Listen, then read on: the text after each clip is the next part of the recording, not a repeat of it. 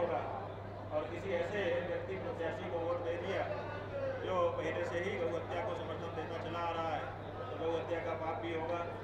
ये बात धर्मसम्मत रीति से बताते हुए यात्रा कर रहे हैं। 15-16 जिलों की यात्रा करते हुए कल सायंकाल बक्सर जिले में आए। यहाँ पर नया भोजपुर में हमारे संतोष पाठक जी हैं जिन्होंने एक बहुत सुंदर गौशाला भी बना रखी है। गौ माता की सेवा में समर्पित रहते हैं। हमारे गुरु जी महाराज के शिष्य हमारे सिपाही भी हैं, उनके यहाँ रात्रि हमने विश्राम किया, वहाँ पर भी एक सभा को संबोधित किया। उसके बाद रामरेखा घाट पर रामेश्वर नाथ जी का ये विशुद्ध दिव्य मंदिर है, उसमें आकर के हमने पूजा अर्चना की और बक्सर के बहुत सारे सुधीजनों से यहाँ पर हमारा गौ माता के बारे में संवाद हुआ। बड़ी संख्या में लोगों ने गौ मतदाता बनने का यहाँ पर संकल्प भी लिया है। अब आपसे हम चर्चा कर रहे हैं तो थोड़ी सी भूमिका हमने बता दी, बाकी कुछ आपको पता भी है। अब आप एक एक करके जो चाहें पूछ सकते हैं। सर, आपने कहा कि कोई प्रत्याशी आए जो गौ माता की रक्षा का संकल्प उसी को वोट दीजिए, उसका समर्थन आप भी करेंगे, तो इसमें कितनी सत्यता है? क्या आप चुनाव प्रचार करने आएंगे? ऐसा है कि जो व्यक्ति गाय के लिए चुनाव लड़ेंगे उनका प्रचार करने के लिए हम भी आएंगे और दूसरे संत महंत भी आएंगे, धर्मात्मा लोग आएंगे, क्योंकि जो गौ माता की रक्षा चाहते हैं तो सब चाहते हैं कि इस बारे में जागृति हो और गौ रक्षा पूरे देश से बंद हो। तो बहुत से दूसरे संत महात्मा भी आएंगे, उनका प्रचार। कोई पार्टी बनेगी सर? हाँ जी, कोई पार्टी बनेगी? नहीं, पार्टी हम कैसे बना सकते हैं? हम तो धर्माचार्य हैं, हमारी अपनी मर्यादा है, इसलिए हम पार्टी नहीं बना सकते। हमने तो पार्टियों से सबसे पूछा था कि भाई राजनीति करना हमारा काम नहीं, आप लोग कर रहे हो, आप ही लोग अगर गाय के पक्ष में खड़े हो जाओ तो हमको ये ना करना पड़े। लेकिन देश की कोई भी पार्टी गाय के पक्ष में खड़ी होने के लिए तैयार नहीं है, इसलिए अब नए लोगों को ही आगे आना पड़ेगा जो गौ माता की रक्षा का वचन देंगे और जनता का वोट प्राप्त करके धीरे धीरे विधानसभाओं में और संसद में जाएंगे और वहाँ जाकर के गौ रक्षा का काम। आपने 242 सीटों पर चुनाव एक एक करके पूछिए। भाजपा का भी प्रत्याशी का आप करेंगे समर्थन? भाजपा एक पार्टी है, अगर वो गौ माता की रक्षा के लिए कृत संकल्पित हो तो हम क्यों नहीं करेंगे। लेकिन पिछले 12 वर्षों के लगभग से वो अभी लगातार केंद्र के शासन में और बहुमत का उसके पास बल था, उसके बाद भी और उन्होंने बार बार बड़े अच्छे शब्दों में इस बात को कहा था कि गौ रक्षा होनी चाहिए, लेकिन इतने लंबे समय बीत जाने पर भी उन्होंने ये नहीं किया, बल्कि गौ रक्षकों को गुंडा कहा, गौ हत्यारों को सब्सिडी दी, बढ़ावा दिया और उनसे चंदा लिया। तो इन सबसे तय हो गया कि वो गौ रक्षा के बारे में बिल्कुल झूठ बोल रहे हैं, जनता को ठग रहे हैं, इसलिए फिलहाल वो भी समर्थन के योग्य नहीं है। लेकिन कांग्रेस भी तो कभी कांग्रेस भी समर्थन के योग्य नहीं है, उसको पहले ही देश की हिंदू जनता नकार चुकी है। बक्सर में जिला मुख्यालय में ही खलासी मोहल्ला में कई बार गौकसी का फाटाफोड़ हुआ। हाँ, यही तो बिहार में 1955 से ही गौ रक्षा का कानून लागू है, लेकिन वो केवल कागजों में बना हुआ है, इसलिए यहाँ जागृति की विशेष आवश्यकता है और इसीलिए हम चाहते हैं कि यहाँ पर जागरूकता आए।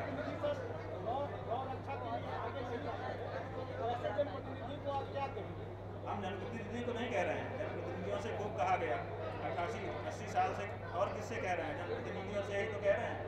जब नहीं सुना उन्होंने, अब सीधे मतदाता से हमारी बात होगी, अब धीरे धीरे मतदाताओं से हमारा संपर्क होगा, क्योंकि हमने अनुशीलन कर लिया कि असली ताकत मतदाता के पास है, असली ताकत नेता के पास नहीं है। नेता के पास नकली ताकत है, थोड़े दिन की है, अस्थायी, इसलिए मतदाता ही तय करेगा। अगर वो गाय के लिए वोट करेगा तो निश्चित रूप से गौ रक्षा होगी। आपने कहा था एक प्रेस वार्ता में कि 242 सीटों पर बिहार के विधानसभा पर हम जो है अपने प्रत्याशी उतारेंगे। हाँ, तो क्या आप बक्सर ऐसा है प्रत्याशी कि रहेंगे? 242-43 जो भी सीट है आपके यहाँ, हर सीट पर एक गौ माता के लिए व्यक्ति प्रत्याशी के रूप में खड़ा करना हमारी इच्छा नहीं है, हमारी मजबूरी है। हम चाहते थे कि कोई ना कोई राजनीतिक दल आए, वो शपथपूर्वक घोषणा करे, लेकिन उसने नहीं किया। तो आखिर जब कोई मतदाता गाय के लिए वोट देने का संकल्प ले लेगा तो उसका वोट लेगा कौन? तो ऐसी परिस्थिति में कोई तो होना चाहिए। तो इसलिए अब हमारी मजबूरी हो गई है कि हर जगह एक प्रत्याशी हम कम से कम रखें जो गाय के लिए संकल्पित लोगों का वोट प्राप्त करके गौ वोट प्राप्त करे, और जब चुनाव पूरा हो जाए तो गिना जाए कि इतने लोग गौ माता की हत्या के विरोध में वोट कर रहे हैं, और फिर वो ट्रेंड आगे बढ़े। बिहार चुनाव से पहले अन्य राज्यों में भी चुनाव हुए, वहाँ पर अन्य राज्यों में जहाँ जहाँ चुनाव हुए, जब से हमारा आंदोलन चल रहा है, सब जगह पर हम लोगों ने प्रत्याशी खड़ा करना शुरू कर दिया और सब जगह खड़ा कर रहे हैं। अभी जब यहाँ विधान में चुनाव होगा, उसी समय राजस्थान में एक सीट पर 12 जिले की एक सीट है अंता, वहाँ पर बाई इलेक्शन हो रहा है, वहाँ पर भी प्रत्याशी खड़ा हो रहा है। सब जगह हमारे प्रत्याशी खड़े हो रहे हैं और सब जगह उनको वोट भी मिलना शुरू हो चुका है। जब पिछला लोकसभा चुनाव हुआ था तो वाराणसी में भी गौ माता का प्रत्याशी खड़ा किया गया था और उसको भी बड़ा वोट मिला था। ऐसी बात नहीं। अभी हम पहली बार आए हैं, लोगों से चर्चा की है, बहुत सारे लोग उत्सुक दिखाई दे रहे हैं। नाम आएंगे और एक दिन आपको सब बताया जाएगा। कहा जाता है कि आप बीजेपी का विरोधी और कांग्रेस के सपोर्ट। बात कहा जाता है कि हम बीजेपी के विरोधी हैं और कांग्रेस के सपोर्टर हैं, तो इसका प्रमाण भी तो कहने वाले को देना चाहिए। जो लोग ऐसा कहते हैं, बड़ा आश्चर्य है कि आज तक कोई प्रमाण वो नहीं दे पाए। हम कह रहे हैं कि गौ माता की रक्षा होनी चाहिए, कांग्रेस ये कह रही है क्या कि कांग्रेस का एजेंडा है क्या? जब कांग्रेस का एजेंडा नहीं है और वो बात हम कह रहे हैं जो कांग्रेस का एजेंडा है ही नहीं, तो हम कांग्रेस की बात कैसे कह रहे हैं? लेकिन क्योंकि बीजेपी के पास हमारी बात का जवाब नहीं है, उन्होंने जो गाय माता के नाम पर देश की हिंदू जनता से छल किया है, उस छल का उनके पास जवाब नहीं है। तो अब हमारे बात का जवाब नहीं है तो हमको क्या करेंगे? तो कांग्रेसी, नक्सली, यही सब कह करके बच सकते हैं और इससे ज़्यादा क्या करें। इसलिए वो अपने बचने के लिए वैसा कह रहे हैं, तथ्य नहीं कह रहे हैं। वर्तमान जो सरकार है, क्या वो गौ माता की सेवा में नहीं है क्या? अरे भाई, अगर वो सक्षम हुई होती तो हमको ये सब मुहिम क्यों चलानी पड़ती? हम ही बैठ करके अपना जो काम कर रहे थे वो करते, हमको गली गली क्यों घूमना पड़ता? वो नहीं कर रहे हैं, इसीलिए तो गौ माता की रक्षा के लिए शंकराचार्य को निकल करके आना पड़ा है, जन जन में जाना पड़ रहा है। ये शंकराचार्य कहाँ करते थे सामान्य रूप से? आपने ये नहीं देखा? हालांकि ऐसा इतिहास है कि जब जब जो देश के शासक थे वो मार्ग भटक गए, तब तक आचार्य आगे आए हैं। यहीं पर मगध है, मगध में गणानंद नाम का राजा था और वो रास्ता भटक गया था तो आचार्य चाणक्य आए थे। यहीं पर ये बक्सर की धरती है, यहाँ पर जब यज्ञ में बाधा डालने वाले लोग आ गए थे तो आचार्य विश्वामित्र यहाँ से दशरथ जी के पास जा करके वहाँ से राम जी को ला करके ऐसा यज्ञ में बाधा डालने वालों का प्राणांत करवा दिए थे। तो आचार्य लोग सदा से यहीं पर जयप्रकाश नारायण हुए, जिन्होंने इंदिरा गांधी जब अहंकार में आ गई तो उसको पूरे देश में यात्रा करके चूर कर दिया था।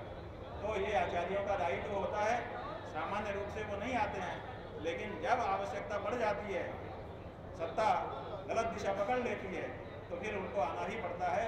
अपने उसी परंपरागत धर्म का निर्वाह करने के लिए इस समय हम ये यात्रा कर रहे हैं और लोगों को प्रेरित कर रहे हैं।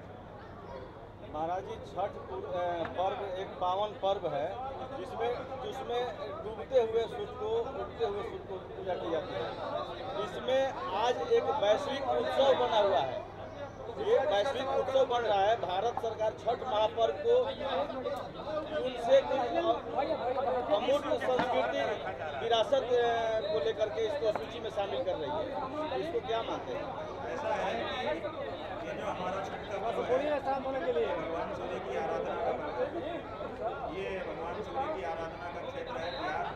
यहाँ पर परंपरा से सूर्य उपासना हुई है। यहाँ पर देव सूर्य मंदिर बिहार में ही है। आज भी भगवान सूर्य की ब्रह्मा विष्णु महेश के रूप में पूजा होती है। हम अभी वहाँ दर्शन करके भी आए हैं। और बिहार के साथ जब उड़ीसा जुड़ा हुआ था, पहले एक ही प्रदेश था, बाद में उड़ीसा अलग हुआ है बिहार से 1912 में।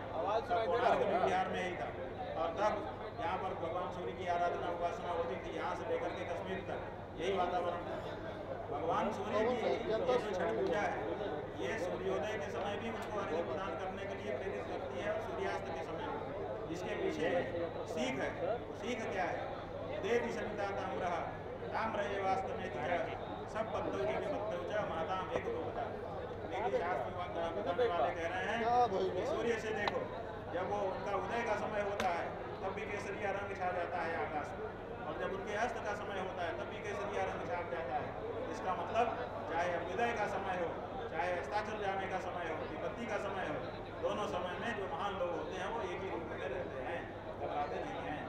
इसलिए भगवान सूर्य से धैर्य धारण करने की क्षमता हमको प्राप्त होती है और इस पर्व के द्वारा वो शिक्षा हमको मिलती है। अब ये जो पर्व है